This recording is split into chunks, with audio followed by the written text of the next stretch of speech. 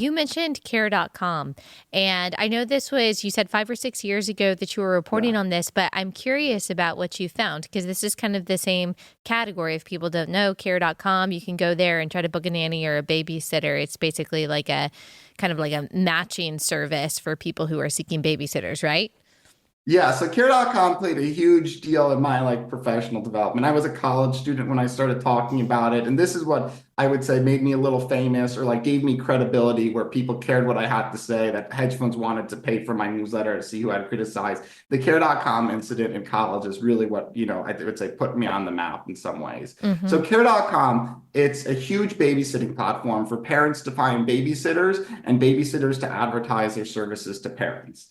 And a huge thing for any babysitting platform is safety. You got to make sure the people are who they say they are. You got to make sure they're not sex offenders. You got to run some background check on them. And Care.com claimed to be a very safe place to look for babysitters. And they claimed to be running background checks. But I had a friend, and this is my, I think, sophomore year of college, who was a babysitter on the platform and said, look, you should look into them. I get the sense that something is wrong. So I decided to try to test becoming a babysitter on Care.com. And the way I tested their process is by trying to sign up as Harvey Weinstein, who was Oh in the my news a lot gosh. at the time. So I used a photo of Harvey Weinstein. I used the email harveythebabysitter@gmail.com. I made up a social security number. I documented all this process. I just made everything up as Harvey Weinstein. And I consented to their background check on Care.com to be a licensed babysitter on there. And they said they'd run the background check and get back to me in 48 hours. And to my amazement, I was approved. Hello, Harvey. I got a verification badge.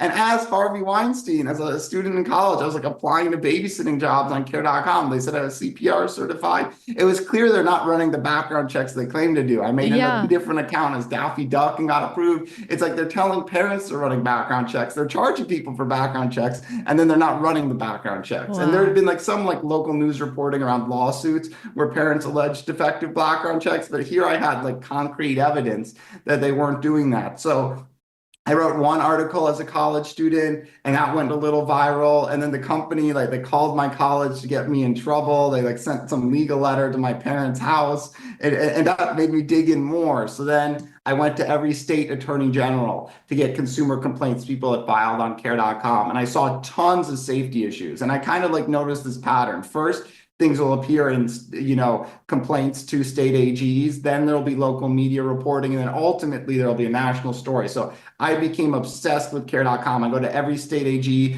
for consumer complaints. I even go to some police departments, and I ask for all 911 calls that had care.com mentioned in the transcript because I want to see how extensive all these abuses are. And, there's a lot of people who have criminal histories who are approved to babysit on care.com. There's a lot of people who had their kids taken away from them who then go become babysitters on care.com. There's people who've been banned from running daycares who are, listing their services on care.com. There's people with DUIs and battery charges advertising themselves on care.com, and all unbeknownst to parents. And ultimately, there were 8 kids who were given to care.com babysitters with criminal histories where the parents didn't know, and the kids ended up dying. They're abused, they're beaten up, they're drowned in a pool. And I got obsessed with this. I cold emailed 100 reporters, and then Gregory Zuckerman at the Wall Street Journal got involved. We talked for a while, and 9 months later, he had a front page story about care.com babysitters not passing background checks with criminal histories and killing several children just because this company wasn't doing their job. And then that put me on the map. That's why people kind of cared about my newsletter, even though I was really young. The stock collapsed, the CEO, CFO, and general counsel all resigned, and they got new management. And from what I can tell, the safety issues have kind of been fixed. It's not that extreme now, but that was another company that had a lot of issues.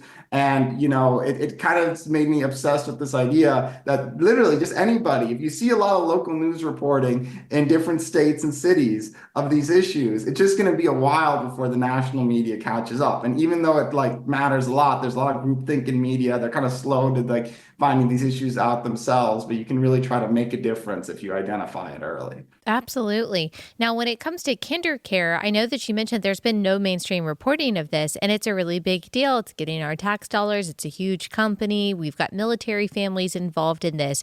Do you think it's one of those things where it's like, okay, they're just slow and they will catch up to your reporting eventually? Or do you think there's something else underneath that? Do you think there's a reason they're not reporting on kinder care?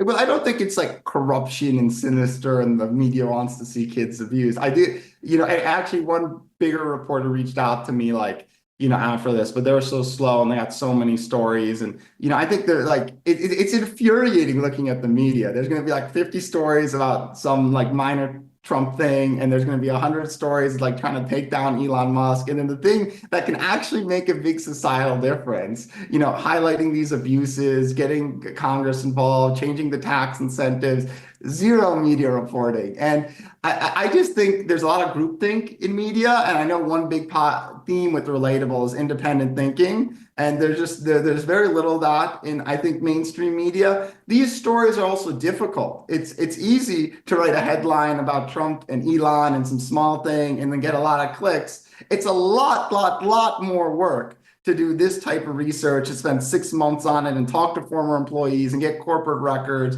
and really demonstrate the abuses. So this is the type of thing that's a lot of work, not a lot of clicks. It may, drive some subscriptions if people very much value independent journalism, but it's like, for whatever reason, I think the media has a tougher time putting it together. The media is very like tips based, and if one parent just says, "Oh, I've had a bad experience at this," I don't know if it'll click to them that it's actually systemic, because it's tough for an outsider to really say like, is this systemic or is this a one-off when it is systemic for kinder care? So yeah, I would love to see more mainstream media write about kinder care, but for now, I'm happy to go on your podcast, Yeah. Allie, and talk about it. This is a Yeah. good substitute.